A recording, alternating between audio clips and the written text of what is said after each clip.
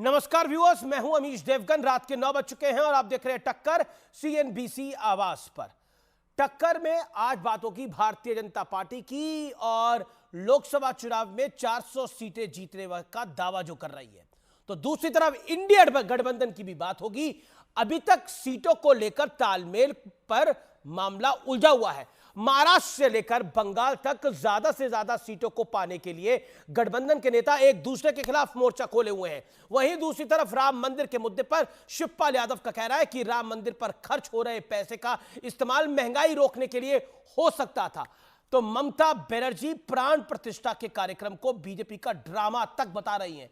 लेकिन बड़ा सवाल है कि क्या राम मंदिर को कोसकर क्या गठबंधन की 2024 की राह आसान होने वाली है? आज टक्कर के मंगलवार एडिशन में इसी पर होगी जोरदार टक्कर। सीट शेयरिंग पर मंथन, गठबंधन में अनबन। आज की टक्कर सीएनबीसी आवाज की इसी विषय पर।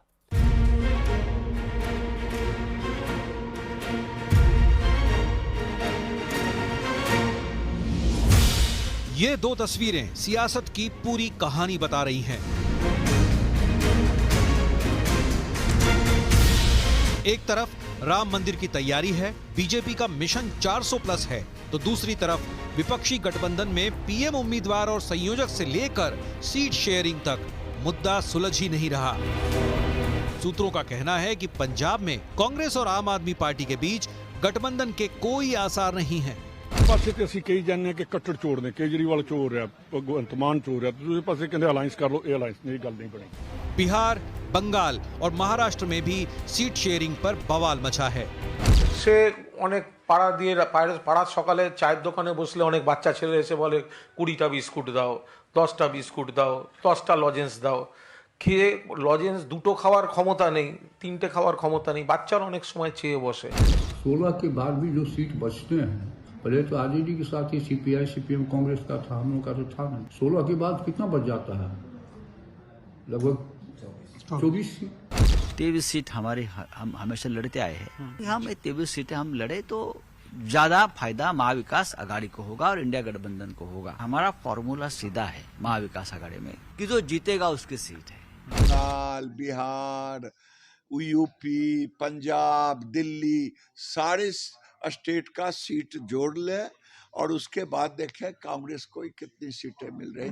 तो कांग्रेस को खत्म करने की साजिश तो पूरे इंडिया गठबंधन ही कर रहा है।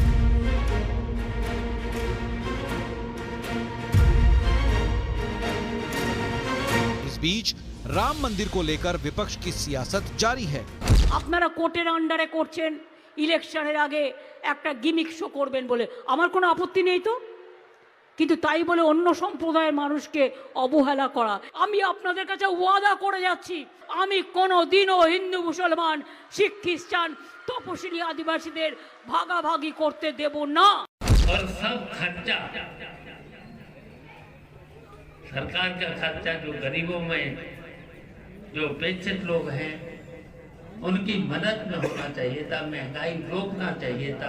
राम मंदिर के में प्राण प्रतिष्ठा प्रधानमंत्री मोदी को नहीं करनी चाहिए। विपक्ष के कई नेता, कांग्रेस के नेता, सपा के नेता, तमाम लोग ये बात कह रहे हैं। आप क्या कहना चाहती है? देश के प्रधानमंत्री को हक है बहुसंख्यक समाज के हृदय की भावनाओं का सम्मान करना, और वो ये जानते हैं। इसलिए मैंने कहा वो भारतीय जन के मन को समझते हैं।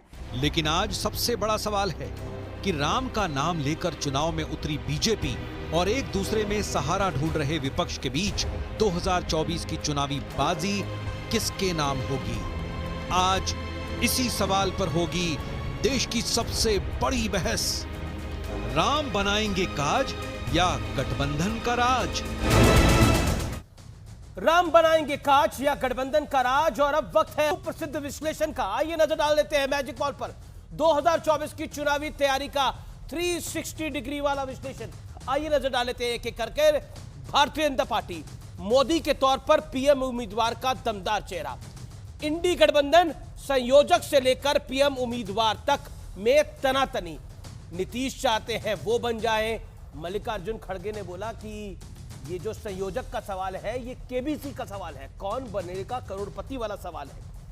बीजेपी अब की बार 400 पार का नारा और 50% वोट का टारगेट लेकर आगे बढ़ रही है। सीट शेयरिंग में फंसा है इंडी गठबंधन।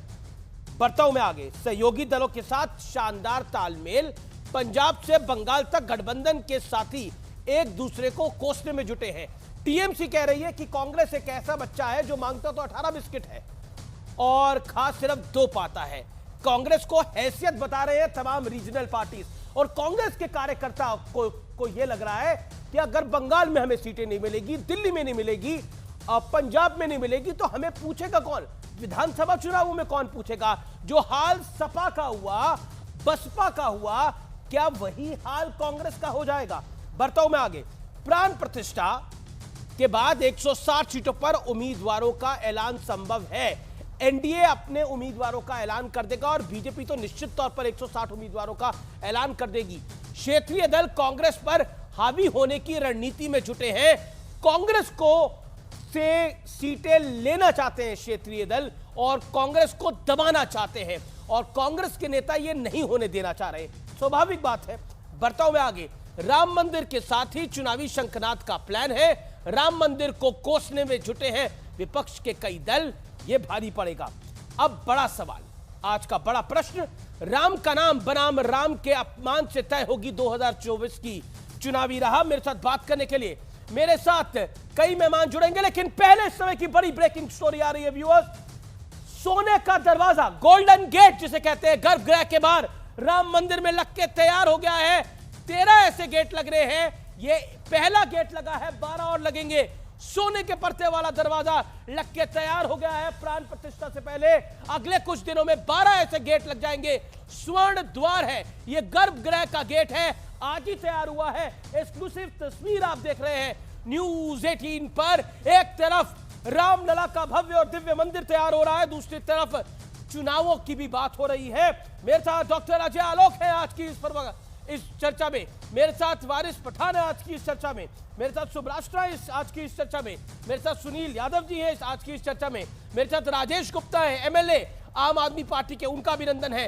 ये तमाम लोग आज की इस चर्चा में मौजूद हैं। सुनील यादव, आपके पास मैं आता हूं और शुरुआत आपसे करता हूं। आपके वक्त है 50 सेकेंड आपके पास है। आपसे मेरा सवाल है, क्या आपको लगता है जो बात अलायंस को लेकर चल रही है और कांग्रेस चाहती है वो उत्तर प्रदेश में ज्यादा सीटें लड़े, और कांग्रेस, जैसा अविनाश पांडे ने बोला, कांग्रेस बैकडोर से बीएसपी के साथ भी बात कर रही है, यानी वो आपको बता रही है कि ज्यादा दमखम मत दिखाइए, हमारे पास बहुजन समाज पार्टी भी है। देखिए अमीश भाई, मैं सबसे पहले तो इस बात को क्लियर कर दूं कि गठबंधन में कौन कितना लड़ेगा इस पर बहस नहीं चल रही ना, इस पर चिंतन मंथन चल रहा है। कौन कहां जीत सकता है, बीजेपी को कैसे हरा सकता है, इस पर चिंतन मंथन चल रहा है। और जो आप अपने कार्यक्रम में बताते हैं कि नहीं केवल तकरार चल रही है, मैं आपके कार्यक्रम में अगर पूछूं कि अगर मैं उत्तर प्रदेश का उदाहरण ले लूं, उत्तर प्रदेश में एनडीए के साथ जी मान लीजिए बीजेपी है, संजय निषाद जी की पार्टी है, अनुप्रिया पटेल जी की पार्टी है, ओम प्रकाश राजभर जी की पार्टी है। क्या आपको मालूम है कि कौन कितनी सीटों पर लड़ेगा? यह पार्टी का अपना अंदरूनी मामला है। देखिए गठबंधन ने मन बनाया है कि नहीं, बिल्कुल अंदरूनी मामला है, पार्टी का अंदरूनी मामला है, लेकिन यह गठबंधन का मामला है। पॉइंट नंबर 1 सार्वजनिक बयान है। Point number 2 point number 3 BJP 160 सीटों के उम्मीदवार तय करने जा रही है, खबर यह है। दूसरी तरफ अलायंस में अभी तक यह नहीं जम पाया कि किसके साथ जाएंगे। कांग्रेस बहुजन समाज पार्टी को भी साथ ले सकती है, तब क्या करिएगा आप? क्योंकि अखिलेश जी तो कह चुके हैं कि मायावती जी की गारंटी कौन लेगा? देखिए एक बात हम बिल्कुल आपके कार्यक्रम में साफ कर दें कि कांग्रेस हो, राष्ट्रीय लोकदल हो, समाजवादी पार्टी हो, ये मिलकर के चुनाव लड़ रहे हैं, और जो जहां जीतने की स्थिति में होगा वो लड़ेगा। अब कांग्रेस के इतने बड़े नेता का तो कोई बयान आया नहीं कि कौन टच में है, कौन टच में नहीं है। अगर कोई उनके यूपी प्रभारी का बयान आ गया है, संविधान को बचाना चाहता है, मेरे हिसाब से पार्टी के अंदर अगर प्रभारी बात ये कह रहा है कि बहुजन समाज पार्टी के साथ बातचीत हो रही है, तो फिर क्या बचेगा इसके बाद? तो कर ले बात, क्या दिक्कत है? हम कह रहे हैं आपको क्या तकलीफ है, बीजेपी को क्या तकलीफ है? मेरे को क्या तकलीफ है, मैं तो सवाल पूछ रहा हूं। भाई बात हो रही होने दीजिए। अगर आपको कांग्रेस छोड़ के चल देगी तो आप क्या करेंगे? कहां छोड़ के चल देगी कांग्रेस? कैसे छोड़ के चल देगी कांग्रेस? इंडिया गठबंधन खत्म कर देगी क्या? कैसी बात हो कर रहे हैं? सकता है किस तरीके के इंडिया अफवाह फैला गठबंधन रहे तो हैं इंडिया अपने गठबंधन में कार्यक्रम आप ना हो, बहन जी हो। तो ये हो सकता है कि बीजेपी में अब की प्रधानमंत्री मोदी जी ना हो, मोदी जी का चेहरा ना हो, ये हो सकता है ना। जैसे आपकी बात हो सकती है वैसे हमारी बात हो सकती है ना। तो आपकी बात में सच्चाई है ना हमारी बात में सच्चाई है। ना आपके यहां तो कह दिया ना, इसलिए मैं बोल रहा हूं ये सवाल। ठीक है, आप सवाल का जवाब नहीं देना चाहते, असहज हो रहे हैं, मैं आपकी मजबूरी को समझता हूं, लेकिन फिर भी नहीं, बिल्कुल असहज नहीं हो रहा हूं। हो गए आप? बिल्कुल असहज नहीं हो रहा हूं, लेकिन हम असल मुद्दे से नहीं भागेंगे ना। नहीं ठीक है, लेकिन मैं सवाल पूछता हूं। आज की जो चर्चा है, हम जवाब देंगे। राम बनाएंगे काज या गठबंधन का आ जाएगा डॉक्टर अजय आलोक राज? क्योंकि सबने ठाना है कि इस बार मोदी को हराना है, सबने, यानी विपक्ष ने ठान लिया है। जय जय श्री राम, बनेंगे सब आपके काम, बस लेके राम का नाम। हम तो ये सोचते हैं दूसरा कोई राम को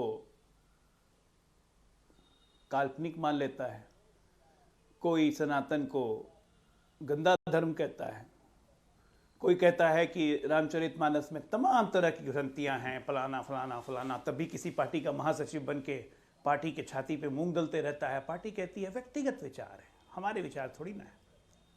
राम मंदिर का आवंटन मिलता है किसी पार्टी के प्रमुख को, वो पार्टी के प्रमुख कहते हैं कि मैं तो जानता ही नहीं हूं कौन है आलोक कुमार, बिना जाने हुए व्यक्ति का मैं आमंत्रण कैसे स्वीकार करूंगा। मतलब राम के दर्शन करने से स्वयं का अहंकार ज्यादा है। तो ऐसे अहंकारी और ऐसे दुराचारी लोगों को तो जनता ही देखेगी। और आपने ठीक कहा, सुनील भाई थोड़े असहज हैं, यही नहीं पूरी की पूरी समाजवादी पार्टी असहज है जब से कांग्रेस ने ये मुसलमान जोड़ो यात्रा पार्ट 2 शुरू किया है। और कांग्रेस चाहती है कि मुसलमान जोड़ो पार्ट 2 जब तक चले यूपी में, तब तक समाजवादी पार्टी से कोई गठबंधन ना हो और वो बहुजन समाज पार्टी से चोंच लड़ाती रहे। क्योंकि उसे लगता है कि कर्नाटका और तेलंगाना में जिस तरह से मुसलमानों ने पलट के बीआरएस को छोड़ के, जेडीएस को छोड़ के एक तरफा वोट दे दिया था कांग्रेस पार्टी को, और कांग्रेस सत्ता में आ गई थी, तो ये एक्सपेरिमेंट करने की जगह यूपी और बंगाल से अच्छी जगह तो हो ही नहीं सकती। अमित भाई जरा रूट की प्लानिंग देखिए जो कांग्रेसियों की। और पहला रिएक्शन आया था अखिलेश यादव का कि जब महागठबंधन बना नहीं, सीट शेयरिंग हुई नहीं, राहुल गांधी यात्रा पे निकल जाएंगे, तो दिल्ली में बैठेगा कौन, गठबंधन होगा कहां से। ये सोचते हैं कि कांग्रेस को 8 सीट, 12 सीट, 4 सीट, कांग्रेस ये नहीं सोच रही है। कांग्रेस ये सोच रही है कि वो मुसलमान जो आज़ादी के बाद से उसका कट्टर वोटर था, समाजवादी पार्टी के पाले में चला गया 1992 से, उसी राम मंदिर के नाम पर, उसी बाबरी मस्जिद के नाम पर, तो अब तो राम मंदिर बन रहा है, तो ये तो सही समय है, मुसलमानों घर लौटो, मुसलमानों समाजवादी छोड़ो, कांग्रेस जोड़ो, ये नारा चलेगा मुसलमान भारत जोड़ो पार्ट 2 यात्रा, मुसलमान जोड़ो यात्रा में, जिसके कारण समाजवादी पार्टी की नींद उड़ी हुई है। क्योंकि ये 18-19% का ब्रैकेट है उत्तर प्रदेश में, 17 से 19% के बीच में। यादव तो साथ ही 8% बच जाते हैं ना, ये निकल गया तो फिर बचेगा क्या, तो असहज तो होंगे ही। और कांग्रेस कॉम्पनसेट कर रही है इनको, ये नहीं तो बहुजन समाज पार्टी। ठीक है, सुनील यादव का जवाब। गिरते पड़ते भी बहन जी का वोट 13.5% था। सुनील यादव, बंगाल में ममता बनर्जी की पार्टी ने कहा कि कांग्रेस की हैसियत तो 2 बिस्किट खाने की है, लेकिन मांग रही है 18 बिस्किट। कुणाल घोष उनके सांसद ने यह बात बोली। देखिए अमीश भाई, मैं ये कह सकता हूं कि जब दलों का गठबंधन हो जाता है तो किसकी क्या क्षमता, इस पर आप मत जाइए। हम कह रहे हैं इंडिया गठबंधन उत्तर प्रदेश में 80 के 80 सीटों पर चुनाव की तैयारी कर रहा, लड़ाई लड़ेगा, भाजपा को हराएगा। अब आप पूछेंगे कौन कहां लड़ेगा, यही बात तो हमारे नेता माननीय राष्ट्रीय अध्यक्ष अखिलेश यादव जी, लेकिन सुनील जी दूसरी तरफ पूरी कि प्लानिंग हो गई है, दूसरी तरफ रणनीति बन रही है, लेकिन आप कह रहे हैं कि अभी हम तय करेंगे। 4 बैठकें हो गई, 6 बैठकें हो गई, हम तय करेंगे। तय तो आप मध्य प्रदेश में भी कर रहे थे, लेकिन मध्य प्रदेश में क्या हाथ लगा आप लोगों के, खुद ही सोचिए ना। अमीश जी हमारी पूरी तैयारी है, हम बूथ पर काम कर रहे हैं, सेक्टर पे काम कर रहे हैं, ब्लॉकों पे काम कर रहे हैं, लगातार समाजवादी पार्टी के 80 की 80 सीटों पर कार्यक्रम चल रहे हैं। लेकिन क्योंकि गठबंधन है, गठबंधन धर्म है, तो हम ये नहीं कह सकते कि कौन कहां लड़ेगा जब तक सार्वजनिक रूप से घोषणा नहीं हो जाएगी। आप जो हमसे कहलवाना चाहते हैं, नहीं, मैं कुछ नहीं कहलवाना चाहता, मैं तो आपको 2019 याद दिलाना चाहता हूं।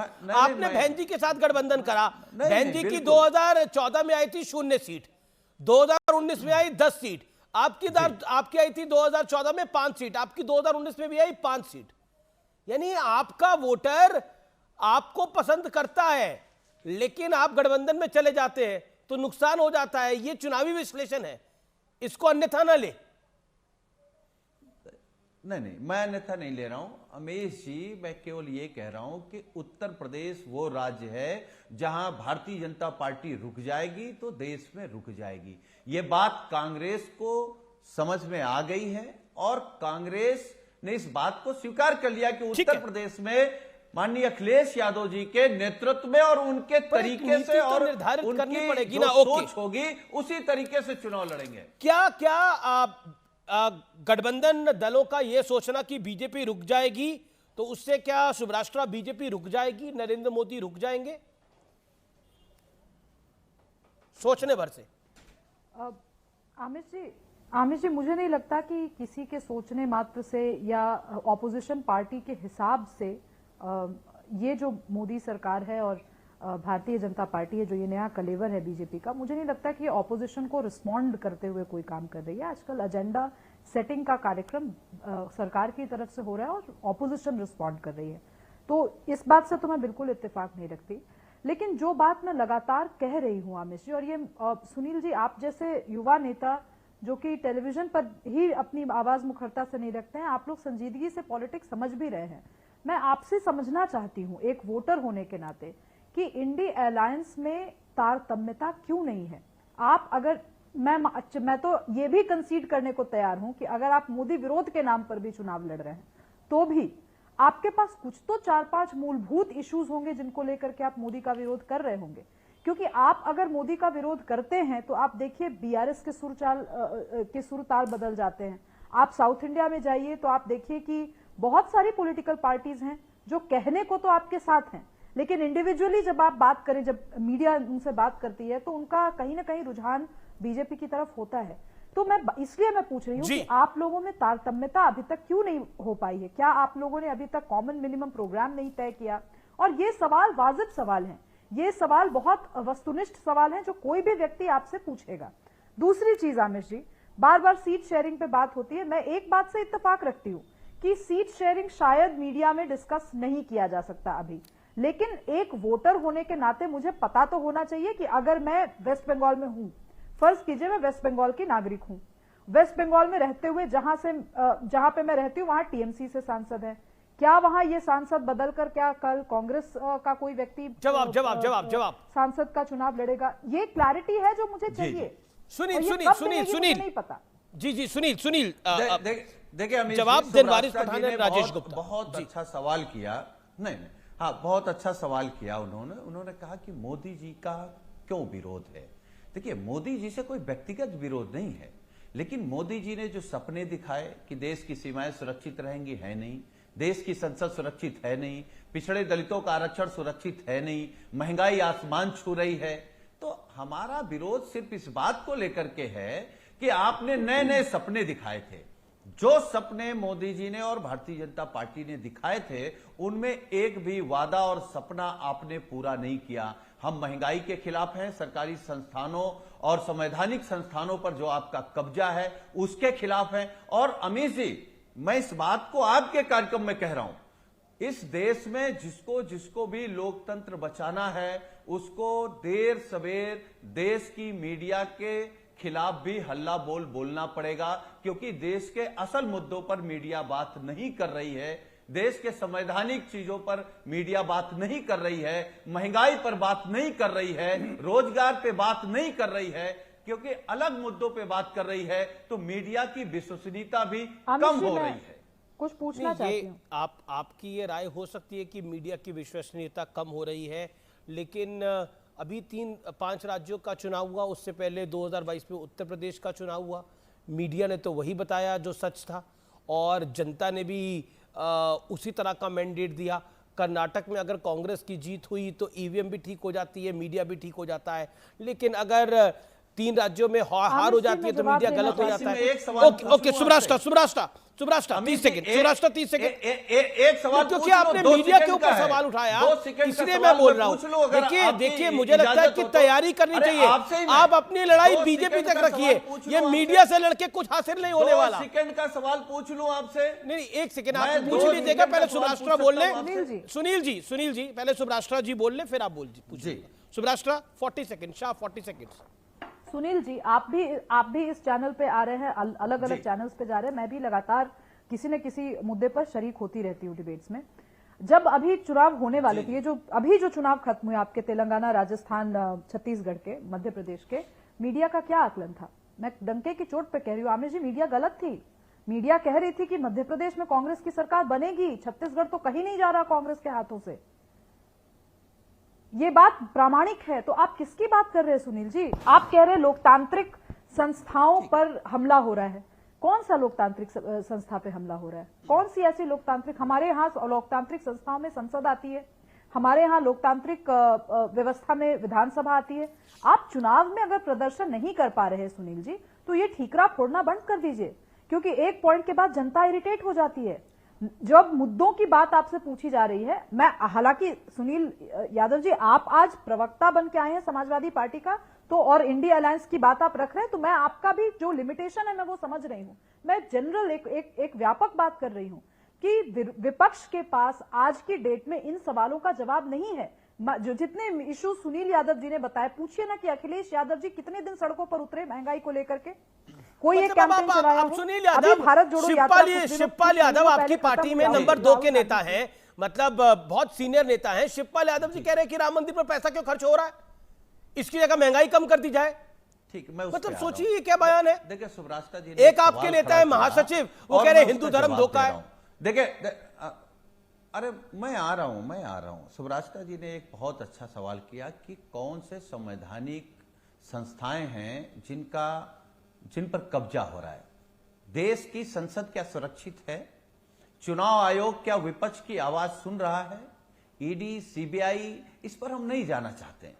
मैं केवल अमीश भाई आपसे बहुत निवेदन करके एक सवाल पूछ रहा हूं। मैं लगातार आपकी डिबेट देखता हूं जी। आप क्या पिछले 1 महीने में बता सकते हैं महंगाई पर, बेरोजगारी पर, भ्रष्टाचार पर, इस पर आपने डिबेट की हो? भ्रष्टाचार पे 2 दिन पहले ही करी। मैं इसलिए नहीं कह रहा हूं कि मैं मीडिया पर सवाल खड़ा कर दूंगा। तो भ्रष्टाचार पर 2 दिन पहले ही चर्चा करी थी। ईडी के संबंध पे कई मुख्यमंत्री जा नहीं रहे हैं। Okay, doctor Ajay Alok wait कर रहे हैं, वारिस पठान वेट कर रहे हैं, और राजेश गुप्ता वेट कर रहे हैं, आम आदमी पार्टी के एमएलए। एक सेकंड अजय आलोक 30 सेकंड। क्या आपको लगता है कि हर चीज कॉम्प्रोमाइज हो चुकी है? अब तो कहा जा रहा है कि मालदीव की सरकार भी मोदी के साथ मिली हुई है, 3 मंत्री हटा दिए उसने अपने। देखिए अमित जी, ऐसा है ना कि उस बच्चे की तरह बिहेव नहीं करना चाहिए कि जो क्लास में फेल कर जाए उसके बाद बहाना ढूंढने लगे कि नहीं मेरी टीचर ठीक नहीं थी, नहीं मुझे तैयारी का मौका नहीं मिला, तो नहीं एग्जाम में 3 घंटे कम होते हैं, मुझे ज़्यादा चाहिए था। वो सब काम नहीं करना चाहिए, खासकर जब बात सरकार बनाने और विपक्ष में रहने की होती है। भाई आपके कर्म से आप हटे हैं ना सुनील जी। कोई पहला चुनाव तो आप हारे नहीं, 14 हारे, 17 हारे, 19 हारे, 22 हारे। कितना प्रूफ चाहिए आपको? कितनी बार मोहर लगाएगी इस उत्तर प्रदेश की जनता कि आपको नहीं चाहती है? 32% वोट लाते हैं आप 2022 में, वो भी तब जब अकेले ऑपोजिशन बन के आप लड़ रहे थे। बहन जी तब भी 13% पे रहती है। हमारा आंकड़ा 50% के नज़दीक रहता है। हम तो आज भी मान के चल रहे हैं कि आप सब एक हैं, आप लोग कोई अलग अलग नहीं है भाई। कब एक बस फर्क यह है कि एक हैं इसलिए एक दूसरे को निगलने को तैयार रहते हैं। कब कौन किसको निकलेगा, कब किसको कौन काटेगा, पता नहीं। आपने कहा संवैधानिक संस्थाएं चरमरा रही हैं, कोलैप्स कर रही हैं, चुनाव आयोग हमारी बात नहीं सुन रहा है। आज कार्ति चिदम्बरम को तमिलनाडु कांग्रेस ने नोटिस भेज दिया। जानते हैं क्यों? उन्होंने कहा कि राहुल गांधी से ज़्यादा पॉपुलर प्रधानमंत्री मोदी हैं और ईवीएम बिल्कुल सही काम करती है, बैलेट की जरूरत नहीं है। जब आपके गठबंधन में आप ही के पार्टी के अंदर से अंतर्विरोध की आवाज़ निकलेगी तो उसमें भी हमारा दोष है। तब फिर बोलिए कि कांग्रेस को भी हमने कॉम्प्रोमाइज़ कर दिया। आज कांग्रेस पार्टी से आपकी लड़ाई हो रही है सीटों के बंटवारे पे, तो आप क्या कहेंगे कि कांग्रेस हमारे कहने पे आपसे लड़ रही है? या पश्चिम बंगाल में टीएमसी कांग्रेस से लड़ रही है तो क्या कांग्रेस हमारे कहने पे लड़ रही है? आप लोग की आपसी महत्वाकांक्षा इतनी ज्यादा है, वारिस पठान आप लोग कोई दिल बड़ा करने को तैयार नहीं है। वारिस पठान, ये पॉलिटिकल महत्वाकांक्षा है जो इंडिया अलायंस को कमजोर कर रही है, क्योंकि महाराष्ट्र में शिवसेना कह रही है, उद्धव ठाकरे, कि हमारी 23 सीटें होनी चाहिए, और कांग्रेस कह रही है कि अब शिवसेना वैसी थोड़ी बची है जैसी पहले होती थी। आप खुद महाराष्ट्र से आते हैं, क्या इंडिया गठबंधन तैयार है विपक्ष का लड़ने के लिए? तैयार है। हम लोग तो ना इंडिया गठबंधन का हिस्सा है, ना हम तो ये बीजेपी के साथ का हिस्सा है। हम लोग तो सिंगल लड़ रहे हैं ना पूरे देश के अंदर। पिछली मर्तबा भी हमने लड़ा था खाली 3 सीट के ऊपर, औरंगाबाद से लड़े, किशनगंज से लड़े, हैदराबाद से लड़े, 3 में से 2 जगह पे तो हम जीत गए।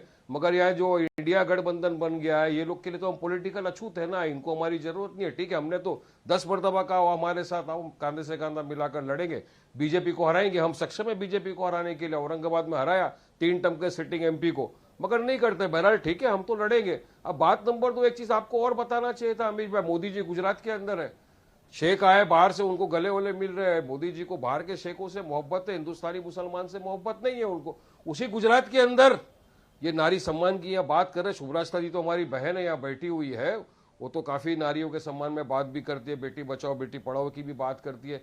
कल सुप्रीम कोर्ट ने वहीं का एक जजमेंट दिया बिल्किस बानो के केस में, आपको पता है ना। सुप्रीम कोर्ट ने कहा गुजरात सरकार की कंप्लिसिटी थी बिल्किस बानो के बलात्कारियों को रेमिशन देने में। उन्होंने मिलकर और यूनियन होम मिनिस्ट्री ने लिख के दिया था लेटर कि आप उनको छोड़ सकते हो रेमिशन के ऊपर। सुप्रीम कोर्ट ने कहा गैर कानूनी है, सरकार मिली हुई है बलात्कारियों से। मोदी जी वहां सबके घर पे जाते, एक मरतबा बिल्किस बानो के घर पे जाकर माफी मांग लेंगे तो कुछ कम हो जाएगा, मगर नहीं करेंगे ऐसा। इसलिए जुमलाबाज पार्टी इनका नाम रख दिया हम लोगों ने।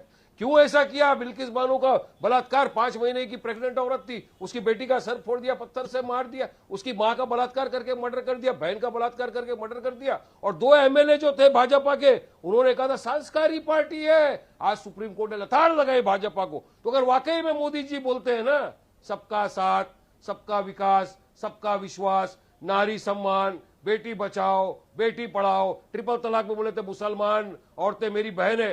गुजरात में आज मोदी, अमित भाई बोलिए मोदी जी को, जाए सबके सामने बैठे, बिल्किस बानो के साथ माफी मांगे कि बिल्कुल हमारी भाजपा सरकार ने बिल्किस बानो तुम्हारे साथ गलत किया, बेइंसाफी की थी हमने तुम्हारे साथ। हम इस बात बिल्किस बानो की बात करी, कल सुप्रीम कोर्ट ने निर्णय दे दिया, ना बिल्किस बानो पर यह चर्चा है, ना मुझे लगता बिल्किस बानो पर यह चर्चा है, ना चर्चा देश पे, देश की नारी बिल्किस बानो है। बिल्कुल है, देश की नारी तो बिल्किस, देश की नारियां तो बहुत सारी है। एक सेकंड, अब मैं आपको बताता हूं विषय, आज का विषय ये है, क्या आपको लगता है कि राम जी बीजेपी का तो बेड़ा पार कर रहे हैं, लेकिन विपक्ष जिस तरह से भगवान राम को, राम मंदिर को लेकर अपशब्द कह रहा है, इसलिए उसका नुकसान हो रहा है? जवाब दीजिए 30 सेकंड में इस बात का। सुनिए, किसने बोला राम जी का अपमान? किसने किया? सनातन धर्म का अपमान किसने किया? हिंदू भाइयों की आस्था का अपमान किसने किया? नाम गिनाता हूं, चंद नाम गिना रहा हूं आपको। स्टालिन ने किया, मौर्य ने किया, अवार्ड ने किया, तेजस्वी ने किया। इसमें कोई भी मुझे बता दीजिए अमीश भाई, दिल पे हाथ रख के, एक भी भारतीय मुसलमान ने लॉर्ड राम के खिलाफ कोई बात की? अभी फिलहाल मंदिर के खिलाफ कोई बात की, सनातन धर्म के खिलाफ कोई बात की? नहीं की। तो बीजेपी ने क्या एक्शन ले लिया मौर्य के खिलाफ? क्या एक्शन ले लिया तेजस्वी के खिलाफ? ओवैसी ने भी तो कहा मस्जिद थी, मस्जिद रहेगी। रावत को जेल में डाला, वो तो हम तो ताकयामत तक बोलेंगे मस्जिद थी है और ताकयामत। तो फिर संविधान को नहीं मानते आप? ओके। राजेश गुप्ता, मैं आपकी बात आता हूं। राजेश गुप्ता मानते हुए अपनी बात रख रहा हूं ना मैं। जी राजेश गुप्ता, लोकसभा चुनाव में को लेकर जो गठबंधन की बात हुई, सुखजिंदर सिंह रंधावा कांग्रेस के कहते हैं, एक तरफ तो आप कहते हो केजरीवाल चोर है, भगवंत मान चोर है, दूसरी तरफ आप कहते हो कि गठबंधन कर लो। तो कैसे करेंगे? पंजाब में तो गठबंधन नहीं हो रहा है, ऐसा लग रहा है, दिल्ली में होगा। देखिए, अभी गठबंधन कहाँ का होगा उस पर तो बात चली रही है। आपने देखा कल एक मीटिंग हुई और बहुत ही पॉजिटिव मीटिंग थी, बहुत ही सकारात्मक मीटिंग थी। और अभी ये देख रहे हैं कि कितनी सीट्स पे कौन कौन पार्टी लड़ेगी। पंजाब बहुत सारे स्टेट्स हैं, दिल्ली है, पंजाब है, और भी कुछ स्टेट्स हैं। मैं बता रहा हूँ आपको, और भी बहुत सारे स्टेट्स हैं जहाँ पर अभी बात चलेगी। अभी तो बहुत शुरुआती दौर है। और मेरा ये कहना है कि जो टॉपिक के ऊपर आप बात कर रहे हैं कि नुकसान हो रहा है, अच्छा हो रहा है, देखिए भगवान राम को मानने वाले देश के अंदर एक, मेरा मानना है सभी मानते हैं। अगर आप गांव देहात के अंदर जाएंगे तो अगर आप किसी मुस्लिम भाई को भी देखेंगे तो वो भी आपको राम राम करके बोलेगा। और गांव देहात नहीं, मैं दिल्ली में भी आपको दिखा दूंगा। ये सिर्फ एक परंपरा है हमारी जो बरसों से चली आ रही है। मुझे लगता है किसी की मृत्यु होती है तो राम राम सत्य कहते हैं। मुझे इसमें कुछ बहुत अजीब नहीं लग रहा है। देखिए, एक बहुत छोटा सा वर्ग इस देश में ऐसा है जो भाजपा को वोट देते हुए ये ऐसा सोचता है कि नहीं, सिर्फ एक ही देश, एक ही भगवान की बात होनी चाहिए, बाकी सबको हटा देना चाहिए। लेकिन ज्यादातर हिंदू भाई जो है, जिसमें से मैं भी हूं, मुझे लगता है आप भी उसी में से होंगे, जिनका यह मानना है कि राम मेरे लिए आस्था का प्रश्न है, मेरे लिए है, मैं पूजा करता हूं, मैं मंदिर जाता हूं, आज मंगलवार है मैं मंदिर जाता हूं, मैंने अभी एक मीटिंग करी, हनुमान चालीसा करी, लेकिन साथ साथ वारिस पठान किस भगवान की पूजा करते हैं, अल्लाह को पूछते हैं, तो मुझे उसमें कोई दिक्कत नहीं है। और ना मैं ये बर्दाश्त करना चाहता हूं कि वारिस पठान मेरे धर्म के बारे में कुछ कहे, ना मैं उनके बारे में कुछ कह रहा, मैं उनकी इज्जत करता हूं, वो मेरी इज्जत कर रहे हैं। यही तो इस देश की खासियत है, यही तो प्यार है। और मुझे लगता है यही राम जी की सीख है, यही राम राज्य है कि अपने दुश्मन से भी ढंग से बात करना चाहिए, ना कि ऐसा कि कोई आपके थोड़ा सा आपका विरोधी है, आपको डर लगता है तो आप ईडी को भेज दो, सीबीआई को भेज दो, गिरफ्तार कर लो, तंग करो। मतलब मुझे ये चीजें ठीक नहीं लगती और मेरी पार्टी को नहीं लगती। हम लोग शिक्षा पे बात करते हैं, रोजगार पे बात करते हैं, महंगाई पे बात करते हैं। लेकिन इस समय की बहुत बड़ी खबर है, अखिलेश यादव ने जो प्राण प्रतिष्ठा का न्योता मिला था उस पे जाने से इंकार कर दिया है। कहा कि मैं इन लोगों को नहीं जानता, यानी मैं विश्व हिंदू परिषद के लोगों को नहीं जानता, मैं इनका न्योता स्वीकार नहीं करूंगा।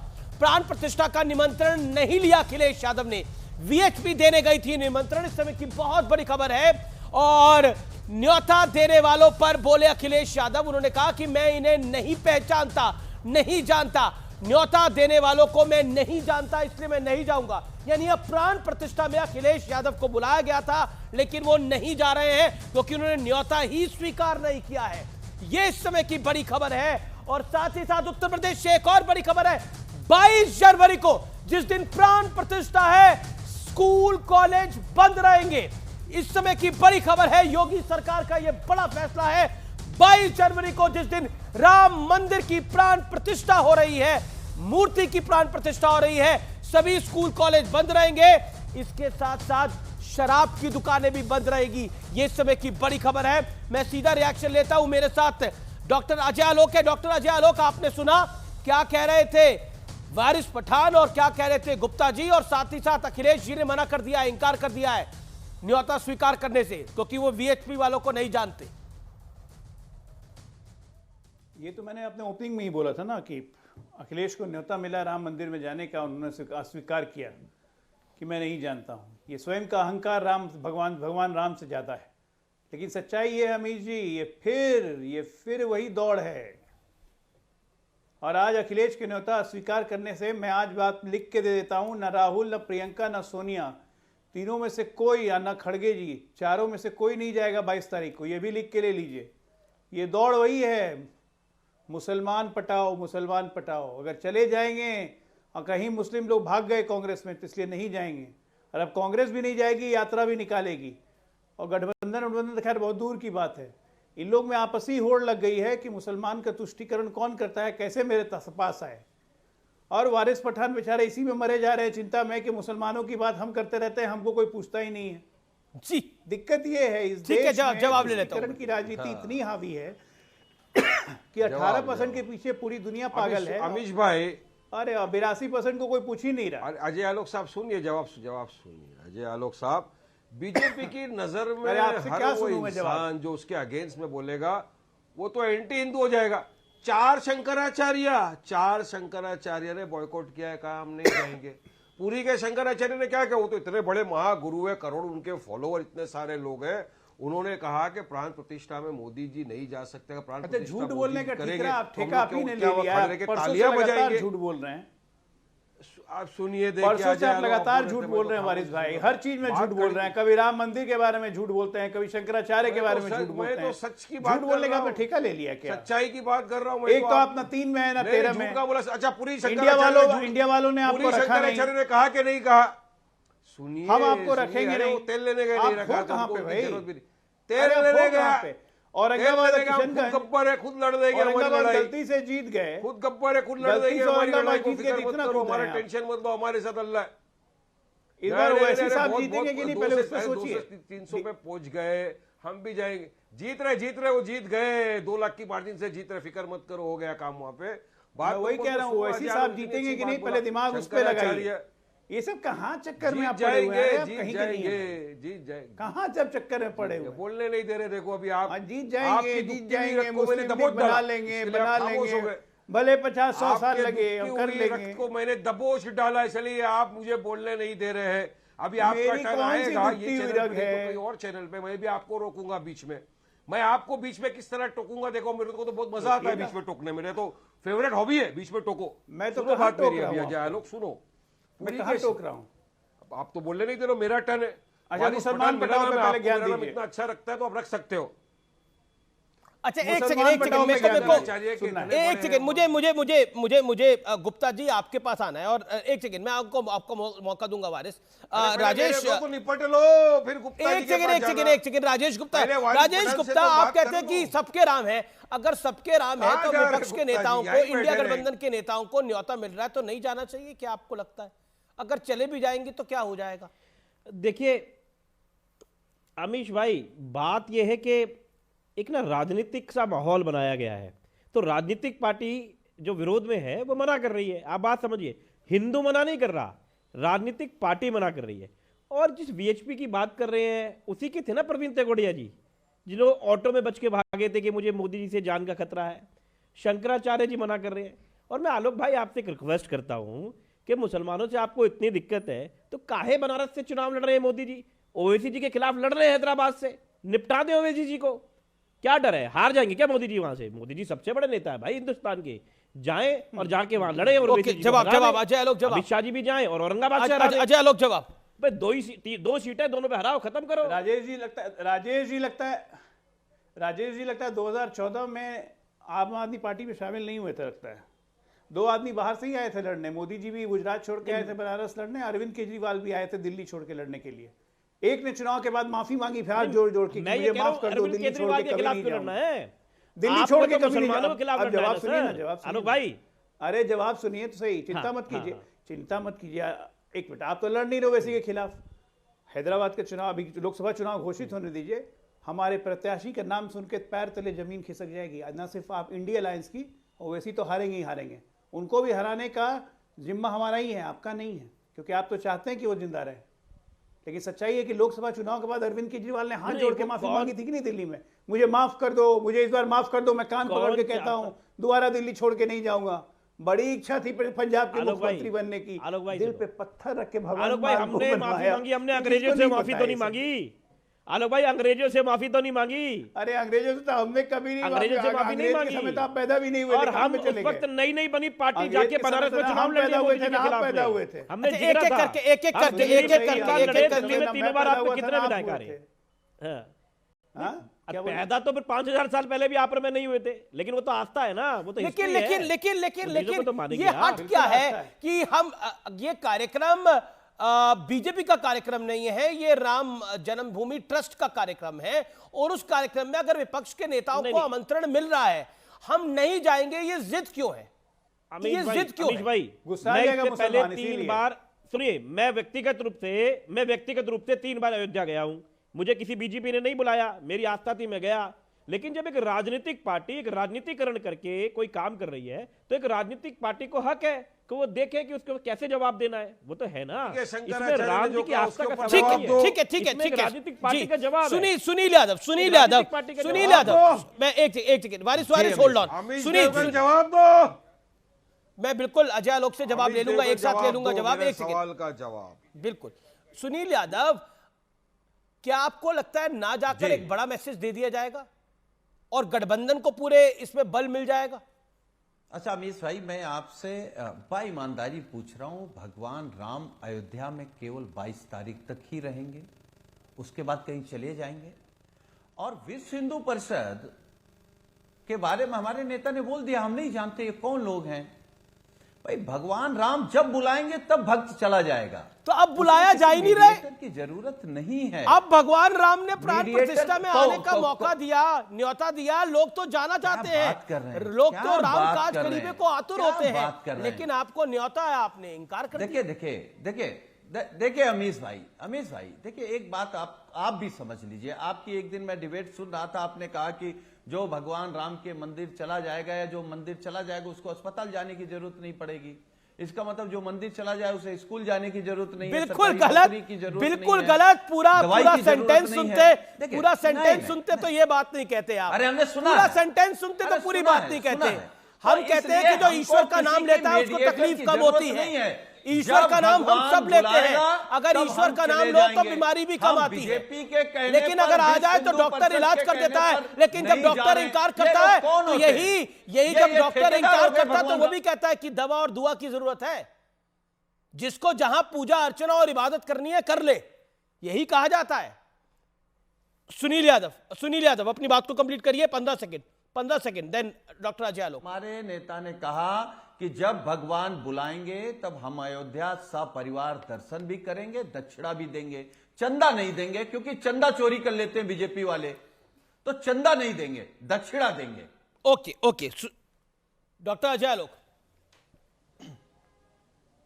सबसे पहली बात सुनील भाई, भगवान को दक्षिणा नहीं दी जाती है, पंडित को दक्षिणा दी जाती है, थोड़ा सा करेक्ट कीजिए। दूसरी बात, हाँ, मंदिर में देंगे दक्षिणा, भगवान से तो मांगने जाएंगे। भगवान को कौन क्या देगा? भगवान को चढ़ावा चढ़ाया जाता है। सुनिए तो सही, दक्षिणा नहीं दी जाती है। एनीवे, अब दूसरी बात सुनिए, हम में से पैनल में जितने लोग बैठे हुए हैं ना, भगवान राम जिस दिन बुलाएंगे ना उस दिन सबको जाना पड़ेगा, कोई रुक नहीं सकता है।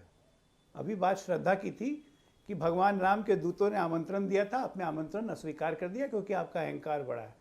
नहीं तो भगवान राम हम में से जितनों में से एक किसी को भी जमीन बुलाएंगे का ना कि आ जाओ, घोटाला करने तुम्हारा वाले समय हो दूत गया, हैं, तो जाना पड़ेगा। चंदा चोरी करने वाले दूत आप नहीं हैं। गए, आपकी इच्छा ऐसे है भाई दूतों साहब। को हम दूत अरे नहीं मानते। आपकी इच्छा, आप नहीं गए। ऐसे अब दूतों बाकी को आप- दूत बाकी नहीं आप बोलते मानते रहिए। और ऐसे लोगों को आप भी दूत मत कहिए। मंदिर के पुजारी भी दूती, मंदिर के पुजारी भी दूती होते हैं जो पूजा जमीन करवाता है, घोटाला करने वालों को, चंदा चोरी करने वालों को आप दूत कहेंगे। ठीक है ना, जो श्राद्ध करवाता है वो भी दूती होता है। लाश जलने के पहले जब डोम राजा मुंह पे आग लगाते हैं ना तो वो भी दूत ही होता है। ये परंपराएं हैं, ये मान्यताएं हैं, आप नहीं मानते हैं क्योंकि आप हिंदू नहीं है, तो बहुत अच्छा। जमीन घोटाला करने वालों को, अच्छा है, चंदा अब चोरी पवित्र करने जगह वालों को बचेगी। दूत मत बोलिए। दूत की बड़ी आस्था होती है, उसकी बड़ी प्रतिष्ठा होती है, किसी को भी दूत मत बोलिए। मेरा अनुरोध है आपसे। अच्छा ठीक है, अब नहीं बोल रहा हूं, वो भगवान के दूत ही होते हैं इस पृथ्वी पे। अच्छा ठीक है, मैं सुब्राष्ट्रा पॉलिटिकली ये मैसेज सही है गलत है कि अगर राम मंदिर का न्योता है तो हम नहीं जाएंगे क्योंकि बीजेपी का इवेंट है? सुनील जी ने जो बात कही ना कि नहीं, आम आदमी पार्टी के एमएलए ने बात कही कि 22 जनवरी के बाद भी हम जा सकते हैं, प्राण प्रतिष्ठा हो रही है उसके बाद हम जाएंगे, जो भी बात है वो एक तरह से देखा जाए विपक्ष की बात सही है, लेकिन आप देखिए विपक्ष बात कर कैसे रहा है और जिस टोन में कर रहा है और जिस तरीके से कर रहा है उससे ऐसा ही मैसेज जा रहा है कि विपक्ष राम मंदिर के निर्माण, प्राण प्रतिष्ठा तो छोड़ दीजिए, निर्माण से ही सहमत नहीं था। सिंपल सी बात है, जब आप देख रहे हैं कि देश का माहौल है और उस माहौल में लोग राम जी के प्रति सिर्फ आस्था ही नहीं रख रहे, 22 जनवरी को लेकर के कई लोगों के मन में कई सारे उद्गार हैं, उस उद्गार का एक लोकतंत्र में सम्मान करते हुए विपक्ष मत मानता ना, सरकार के न्योते को नहीं मानता, सॉरी सरकारी तंत्र की तरफ से अगर न्योता जा रहा है नहीं मानता, वो वीएचपी की तरफ से न्योता जा रहा है नहीं मानता, लेकिन राम जी के बुलावे पर तो जा सकते थे, एक कैंपेन तो बिल्ड कर सकते थे, पॉलिटिकल ही कैंपेन बिल्ड कर लेते कि भाई हमारी एक अलग से राम यात्रा निकल रही है और हम जाएंगे, हम जहां जहां पांव पड़न रघुवर के नाम से एक कैंपेन चलाते। तो इतनी बुद्धि अगर इनके पास होती तो शायद करते, लेकिन बात बुद्धि की भी नहीं है ना अमित जी, बात जो कहीं ना कहीं आलोक जी जो कह रहे हैं वो फिर वोटर्स के मन में जाकर के चिपकती है। ओके राजेश गुप्ता बहुसंख्यक राजेश गुप्ता रिप्लाई, राजेश गुप्ता सुब्राष्ट्रा की बात का रिप्लाई। नहीं है अमित जी, मैं अपनी बात को रख दूं क्योंकि उन्होंने कहा कि मैंने कहा कि मैं 22 के बाद जा सकता हूं, मैंने ये कहा कि मैं पहले भी 3 बार गया हुआ हूं और मैं कह रहा हूं मैं बार बार जा सकता हूं। व्यक्तिगत रूप से भगवान राम को, जैसे बिल्कुल आलोक भाई ने कहा कि वो हमें बुलाएंगे तो हमें जाना है, सवाल एक राजनीतिक प्रश्न का था और मैं एक गारंटी देता हूं आपको, आलोक भाई अपने घर में एक हनुमान चालीसा रखे, मैं जाऊंगा उसके अंदर और मुझे लगता है वारिस पठान भी जा सकते हैं, लेकिन अगर आलोक भाई या मैं अपने यहाँ पे एक हनुमान चालीसा चलिए वारिस जी से पूछ लेते हैं। वारिस जी इन्होंने ये आम आदमी पार्टी के विधायक ने आपको ऑफर दिया कि हनुमान चालीसा, अगर आप राजनीतिक चीजें रखेंगे तो हनुमान चालीसा वो अपने घर पे रखेंगे तो आप जाएंगे? वारिस जी, मैं भी उनके तराबी में जाऊंगा। जी, अच्छे वारिस भाई तराबी, ठीक है, लेकिन राजनीतिक में थोड़ी जाऊंगा। ओके वारिस जी, अगर वारिस भाई तराबी के अंदर मुझे बुलाएंगे मैं जाऊंगा, ठीक है। मैं लेकिन राजनीतिक तौर पे नहीं आप जाऊंगा जाएंगे, मैं पूछ रहा हूं वारिस जी क्या आपका न्योता स्वीकार कर रहे हैं? मैं पूछ रहा हूं सवाल ये, वारिस जी। देखिए, जाना तो हमारे भी हिंदू दोस्त बहुत सारे, आपके तो अमीश भाई 2-4 होंगे, हमारे तो दर्जनों के हिसाब से अल्हम्दुलिल्लाह दोस्त है नॉन मुस्लिम। सब लोग एक ही चीज बोल रहे हैं मेरे को, वारिस भाई बीजेपी सिर्फ नौटंकी कर रही है, नाटकबाजी चालू है और कुछ नहीं हो रहा है। अभी ये सब जगह लाइट लगाएंगे, पूरी जगह फटाके फोड़ेंगे, सब करेंगे। किसके पैसे से करेंगे जरा बताओ? अजय लोग गवर्नमेंट के पैसे से कर रहे हैं कि हमारे जैसे टैक्सपेयर बनेंगे? अमीश भाई आपका भी तो पगार में, अमीश भाई आपका भी तो पगार में टैक्स कटता होगा ना, ऐसे जो वारिस भाई एक पैसा सरकारी नहीं है, पगार में टैक्स जो कटता है वारिस भाई जा रहा है, वो भी जा रहा है। वारिस भाई सुनिए, वारिस भाई सुनिए, बात का जवाब अजय आलोक से बात नहीं होगी, बात ये होगा, बात ये होगा, सिर्फ सिंपल बात होगा। मैं दे रहा हूं जवाब आपकी बात। 4 शंकराचार्य लोगों ने बॉयकॉट किया है, वो भी क्या एंड टू हिंदू हो गए तुम्हारी नजर में? पैसा सरकार का नहीं, वो भी एंड टू हिंदू। अरे वारिस पठान, वारिस पठान, वारिस पठान, वारिस पठान, नीचे की पट्टी देख लो, नीचे की पट्टी देख लो, ये टैक्स का पैसा नहीं है। कथावाचक मुरारी बापू ने 11 करोड़ रुपए से ज्यादा दिया है। गोविंद भाई ढोलकिया हीरा कारोबारी है, उन्होंने 11 करोड़ दिया है। शिवसेना शिंदे गुट ने 11 करोड़ दिया है, और पता नहीं कितने लोगों ने करोड़ों रुपए दिए राम मंदिर के लिए। इसीलिए ये टैक्स का पैसा नहीं है, ये आस्था का पैसा है, ये आस्था का पैसा है, ये चढ़ावा है, ये दान है, ये राम यानी ये रघुवर के सम्मान में किया गया अपना जो हम दे सकते हैं वो है। इसलिए ये ओके। वक्त एक ब्रेक का है, टक्कर के ट्यूसडे एडिशन में रुकेंगे एक ब्रेक के लिए, लेकिन एक ब्रेक के उस पार एक बड़ी खबर, एक ब्रेकिंग स्टोरी। आप देख रहे हैं सीएनबीसी आवाज पे टक्कर का ट्यूसडे एडिशन। बिहार के deputy chief minister Tejashwi Yadav ने एक बयान दिया। उन्होंने लोगों से पूछा था कि उन्हें मंदिर चाहिए या फिर अस्पताल, क्योंकि बीमार पड़ने पर तो अस्पताल जाना पड़ता है, मंदिर जाने से काम नहीं चलता। यानी तेजस्वी यादव इनडायरेक्टली कहना चाह रहे थे कि राम मंदिर पर करोड़ों खर्च करने की बजाय विकास के कामों पर पैसे खर्च होने चाहिए। लेकिन सवाल यह है कि तेजस्वी यादव इस नतीजे पर कैसे पहुंचे? राम मंदिर के निर्माण विकास की राह में बाधा होगा, क्योंकि मोदी की पॉलिसी विकास के सारे डायनेमिक्स बदल के रख दिए हैं। आज भारत अपनी सांस्कृतिक विरासतों को भी चमका रहा है और उसी चकाचौंध के बीच से विकास की गंगा भी बह रही है। अयोध्या में तो अभी मंदिर पूरी तरह से तैयार भी नहीं हुआ है और नया अंतर्राष्ट्रीय हवाई अड्डा बनकर तैयार हो चुका है। रेलवे स्टेशन पहले से और ज्यादा भव्य और वर्ल्ड क्लास बन चुका है। सड़कें चौड़ी और साफ सुथरी बन रही हैं। इतना ही नहीं, 500 बेड वाले हॉस्पिटल की प्लानिंग भी शुरू हो गई है, उसका काम चल रहा है। अनुमान है कि 23 जनवरी के बाद रोजाना करीब 1 लाख से ज्यादा श्रद्धालु हर दिन आएंगे। यानी अयोध्या की इकोनॉमिक्स, वहां के स्थानीय लोगों को फायदा कितना बड़ा होगा। यानी ये लोग वहीं रहेंगे, वहीं खाएंगे, वहीं पिएंगे और इसका फायदा भी उन तक पहुंचेगा। काशी कॉरिडोर की आप बात करिए, काशी कॉरिडोर को जब दिव्य बनाया गया उसके बाद वहां श्रद्धालुओं की संख्या कितनी बढ़ गई। और सोचिए, नरेंद्र मोदी प्राण प्रतिष्ठा 22 जनवरी को करेंगे। आज वो गुजरात में वाइब्रेंट गुजरात सम्मेलन में भाग ले रहे हैं और विकास की बात कर रहे हैं, अर्थव्यवस्था की बात कर रहे हैं। इसलिए नरेंद्र मोदी राम की बात भी करते हैं और 5 ट्रिलियन इकोनॉमी की बात भी करते हैं। ये बात सोचने वाली है। इसलिए ये कहना कि राम मंदिर के बाद कुछ नहीं होगा और राम मंदिर से फलानी चीज रुक जाएगी, ये शायद बहुत गलत और खराब सोच है। तो फिलहाल टक्कर के आज के एडिशन को यहीं समाप्त करते हैं। नमस्कार, शुभ रात्रि, गुड नाइट।